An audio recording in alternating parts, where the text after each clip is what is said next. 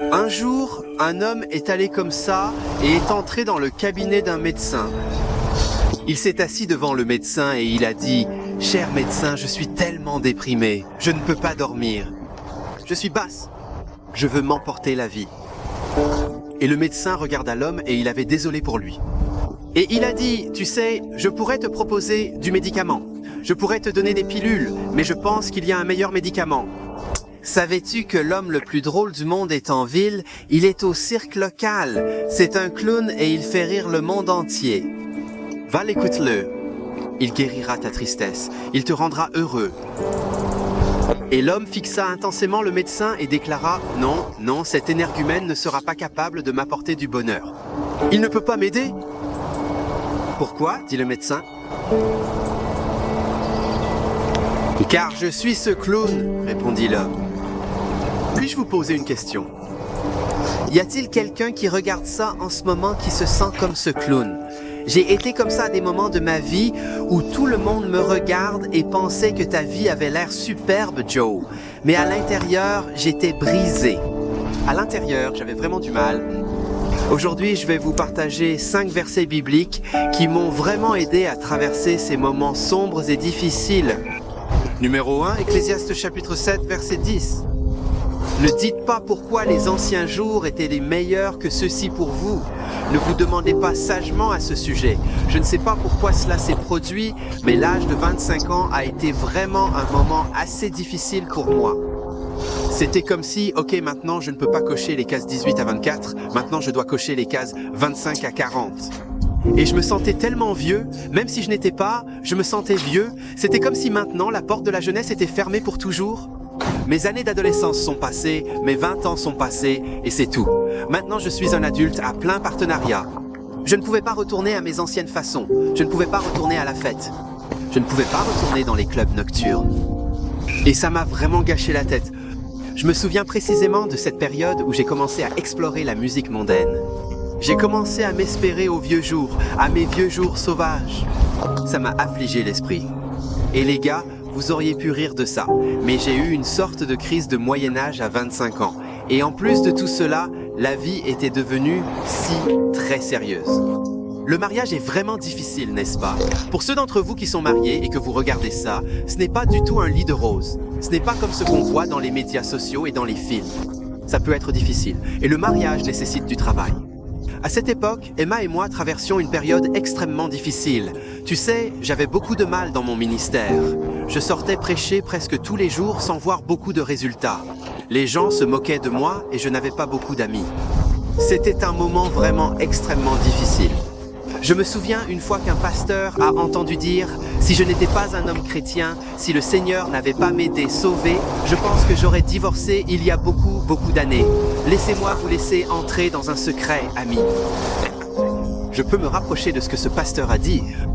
Durant ces années-là, ces 2 années extrêmement sombres, si ce n'était pas pour l'infinie protection de Dieu, j'aurais fait de grandes erreurs. Juste pour être honnête, je me serais ruiné si ce n'était pas la grâce et la bonté de Dieu qui m'a gardé dans ces moments sombres. Puis-je vous poser une autre question personnelle? Y a-t-il des taches de larmes sur votre Bible?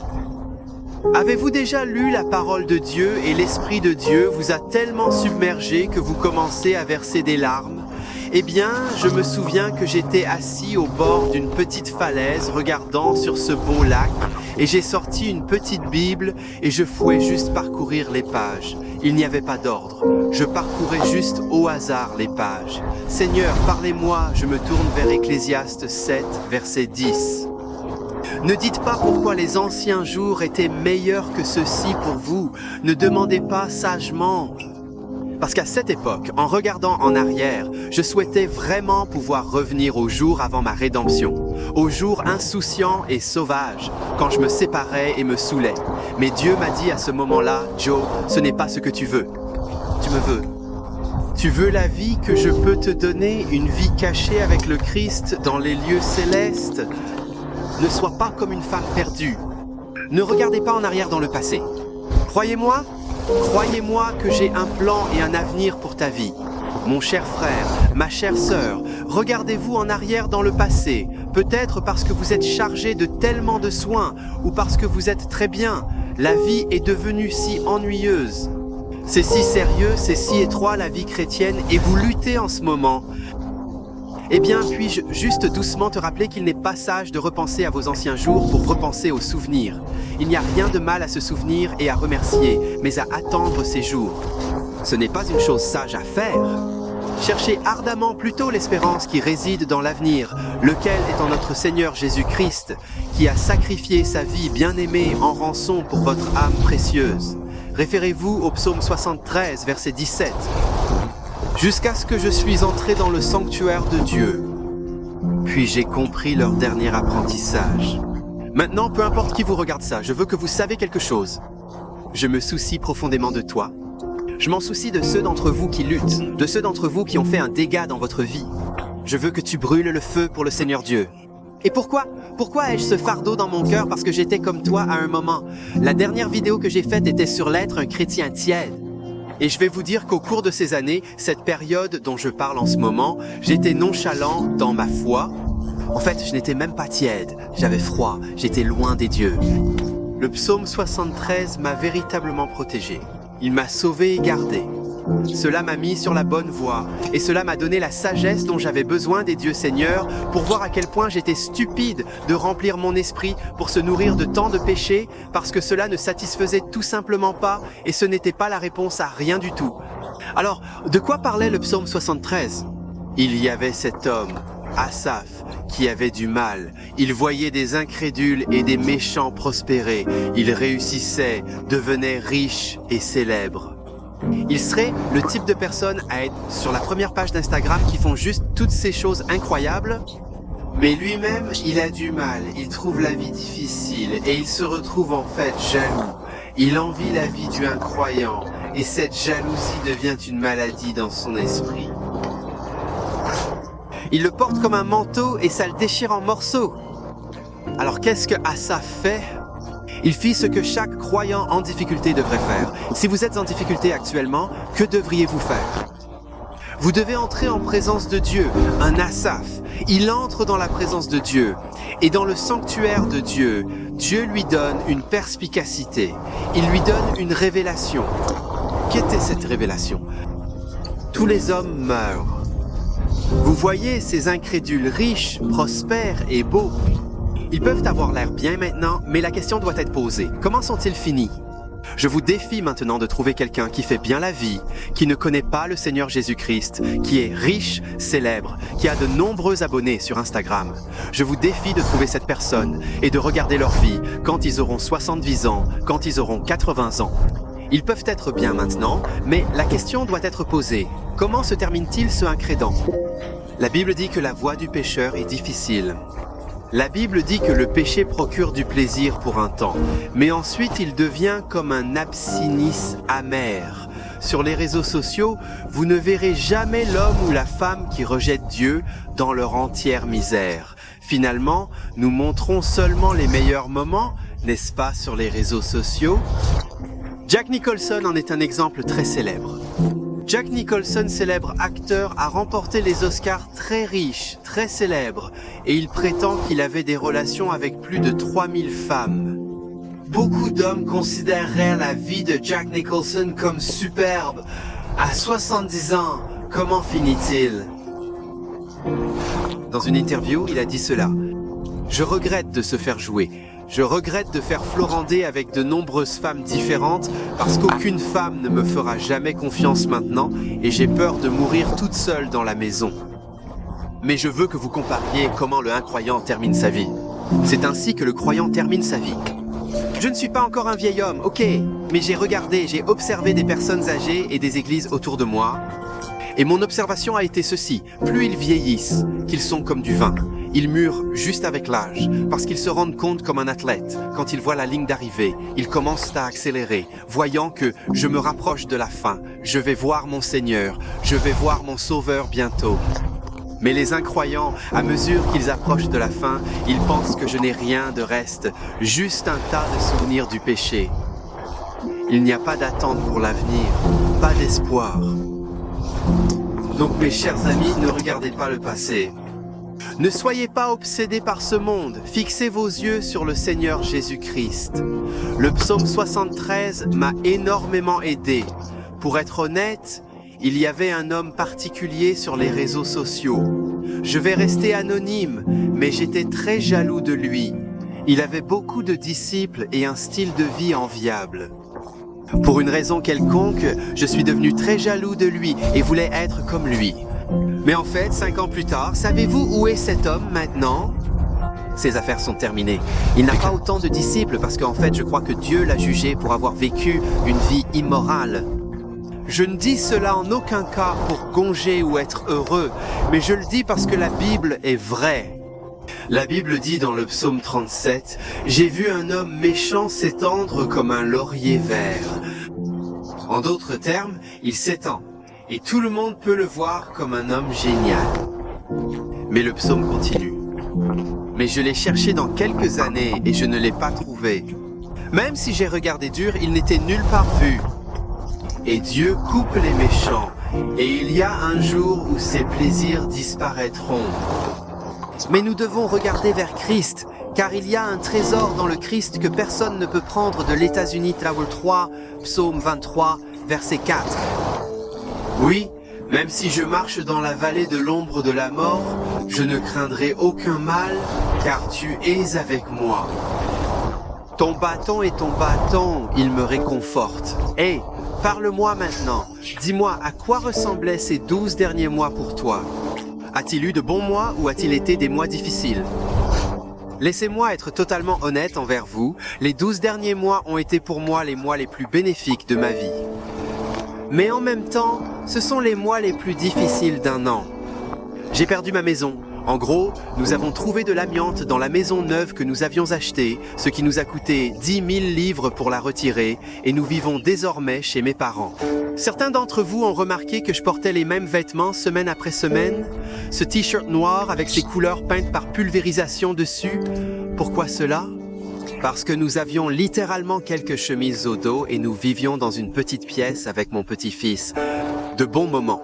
Ce fut une excellente année à bien des égards, mais aussi très éprouvante. Ma femme Emma avait une peur contre le cancer, où elle avait des nodules sur sa thyroïde et pendant 8 mois, elle allait en retour. Est-ce un cancer, n'est-ce pas? Est-elle besoin d'une opération? C'est une année difficile pour beaucoup d'entre nous. C'est une année vraiment difficile et je me souviens au moment le plus sombre, surtout à ce moment où l'amiante, nous pensions qu'on y avait été exposé et nous pensions que notre fils Samuel avait été exposé. Je me souviens vers l'hiver en décembre dernier, j'étais allongé dans le lit et je ne pouvais tout simplement pas me lever. Qu'il y avait des jours et des jours qui se sont passés où je n'ai rien fait parce que c'était tout simplement trop. L'anxiété, le stress était trop pour moi de me lever du lit et de faire face à la journée. Je ne pouvais tout simplement pas faire face. Et si vous n'avez pas d'anxiété, si vous n'êtes jamais allé dans ces endroits sombres, vous n'avez aucune idée de ce que je parle. Mais certains d'entre vous, je décris votre vie, peut-être que vous êtes à ce point en ce moment. Mais le psaume 23 était une bouche de sauvetage, parce que David dit « Bien que je marche dans la vallée de l'ombre de la mort, tu peux être dans ce temps sombre, mais tu dois continuer à marcher, et c'est ce que je savais. Faites juste un pas à la fois. Ne tentez pas de fuir à travers la vallée. Ne tentez pas de fuir à travers la vallée. Faites juste un pas à la fois parce que Jésus-Christ tend la main et dit « J'ai déjà traversé cette vallée, j'ai vaincu la mort, j'ai ressuscité des morts et je te passerai. » Et c'était comme si Jésus m'avait juste chuchoté à l'oreille. « Croyez-moi juste dans cette ténèbre, tout ira bien, Joe. Je t'aiderai à traverser cette vallée. » Et il m'a gardé. Aujourd'hui, nous sommes à un nouvel endroit et nous nous réjouissons de la lumière au bout de chaque tunnel. Si quelqu'un regarde cela maintenant et traverse une période de dépression, sachez que vous pouvez en sortir. Souviens juste de ça. Même dans les nuits les plus sombres, le matin vient toujours et vous êtes peut-être dans la partie la plus noire de votre propre, mais le deuil est en route. La lumière du jour est là. Et rappelez-vous que dans ces temps sombres, Jésus-Christ vous dira cela. Je ne t'abandonnerai jamais, je serai toujours à tes côtés. Je suis juste à votre côté, donc tu peux le faire.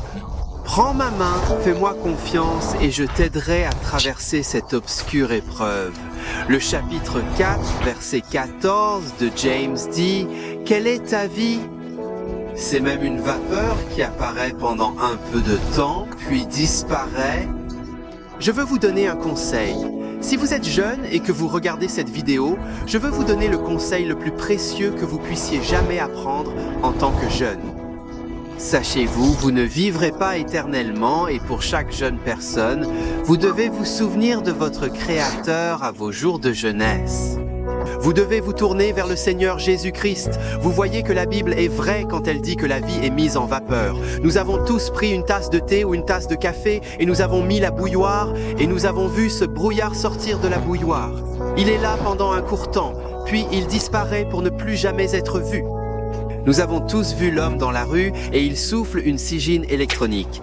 Il vape et vous voyez ce vape sortir, il est là et puis il disparaît pour ne plus jamais être vu. Et James dit que c'est à quoi ressemble ta vie. C'est si bref, c'est tellement fragile. Nous, en tant qu'êtres humains, sommes très vulnérables. Il y a beaucoup de choses que tu peux récupérer. Si tu perds de l'argent, tu peux souvent le récupérer. Si tu perds ton emploi, tu peux en trouver un nouveau. Si tu perds ta voiture, tu peux en acheter une autre. Mais il y a une chose que tu ne peux pas récupérer, et c'est ton temps. Le temps est précieux, donc chaque jour, je prends une douche froide. Je sais que tu penses que je suis fou, mais je prends une douche froide tous les matins. Et alors que cette eau froide frappe mon corps, je dis merci Dieu, merci pour une autre journée sur cette terre. Merci pour un autre jour, pour se tourner du péché, pour vous respecter, vous honorer, vivre pour vous, partager l'Évangile. Donc, parce que le temps est si court, nous devons nous assurer d'utiliser les jours avec sagesse et de chercher des opportunités pour essayer de gagner autant d'âmes que possible. Parce que l'éternité est longue et que nous voulons amener autant de personnes vers Christ, nous devons nous assurer que vous faites compter chaque jour et vous remercier aujourd'hui que vous êtes en vie. Aujourd'hui, votre cœur batte parce que Dieu vous a accordé un autre jour sur son très plus vert. Et enfin, Bible 5 2 Corinthiens 5, verset 21 dit cela. Car il a fait pour nous le péché qui ne savait pas de péché, afin que nous deviendions la justice de Dieu en lui. Vous savez, c'est vraiment ce verset qui m'a aidé à comprendre ce que c'était l'Évangile. Je me souviens, quand j'ai été sauvé autour de cette période, j'ai entendu un prédicateur en plein air dire cela. Dieu a répandu toute sa colère sur Jésus-Christ pour ton péché. Et à ce moment, c'était comme un moment d'ampoule. Je comprends que Dieu devait être en colère contre quelqu'un pour mon péché, et que quelqu'un n'était pas seulement n'importe qui. C'était le Fils de Dieu qui n'avait jamais fait de mal, et sur la croix, il prit mon péché dans son corps, et fut puni là, sur cet arbre, pour que je puisse être pardonné. Et ce verset, 2 Corinthiens 5, verset 21, je l'ai rencontré au même genre de temps. Lui, c'est Dieu qui l'a fait, Jésus-Christ, pour devenir péché. Donc sur la croix, Jésus devint nos mensonges, il devint notre blasphème. Il est devenu notre fornication, notre orgueil, notre colère, notre convoitise. Sur la croix, le Christ est devenu ce péché. Il est indiqué dans la Bible qu'il plaisait au Seigneur de blesser son Fils, non parce qu'il le haïssait, mais parce qu'il détestait notre péché. Nous sommes donc ici à Calvary. Il y a eu une transaction légale. Le pire de Joe Kirby, le pire d'entre vous a été mis sur Christ Jésus.